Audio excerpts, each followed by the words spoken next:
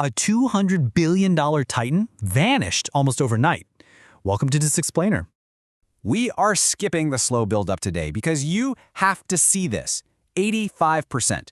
By December 2022, a terrifying 85% of Silicon Valley Bank's deposits were sitting there completely uninsured. So, how does a multi-billion-dollar financial machine expose itself to this level of catastrophic risk? Let's dive in.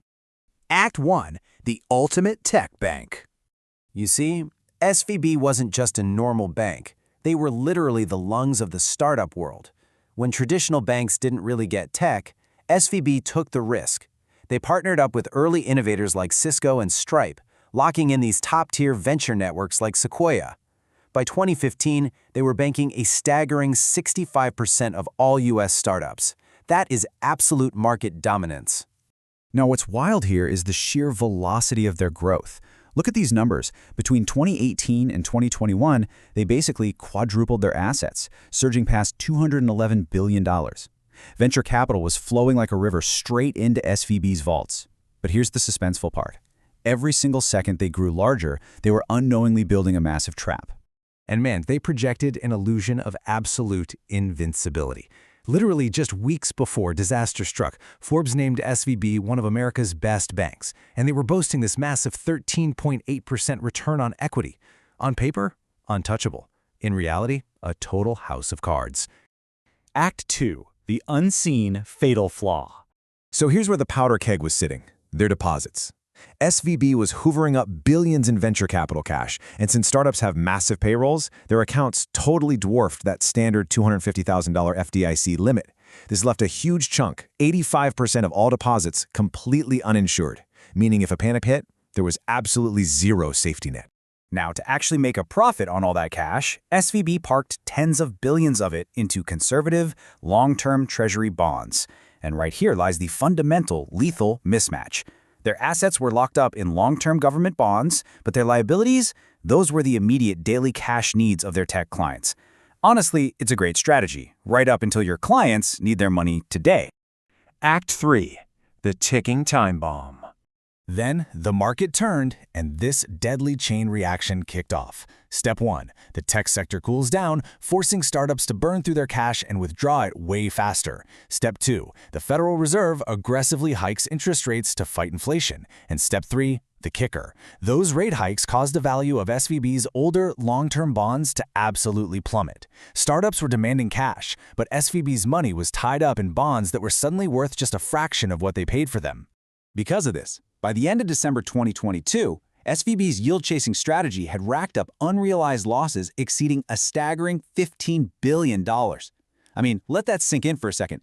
A $15 billion hole just sitting silently on their balance sheet, waiting to be exposed. As former Treasury Secretary Larry Summers so accurately pointed out, SVB committed one of the most elementary errors in banking. They broke the ultimate golden rule. You do not mismatch long-term investments with short-term cash liabilities. It is a rookie mistake, but executed on a $200 billion scale. Act 4. The 48-hour collapse. This is where things go into absolute freefall. In early March, a literal spark of panic on Twitter ignites a mass run. We're talking billions of dollars withdrawn digitally in just hours. By the morning of Friday, March 10th, Federal Reserve and FDIC examiners are storming the building. And by that afternoon, California regulators seized the bank entirely, from a tech titan to a dead institution in under 48 hours.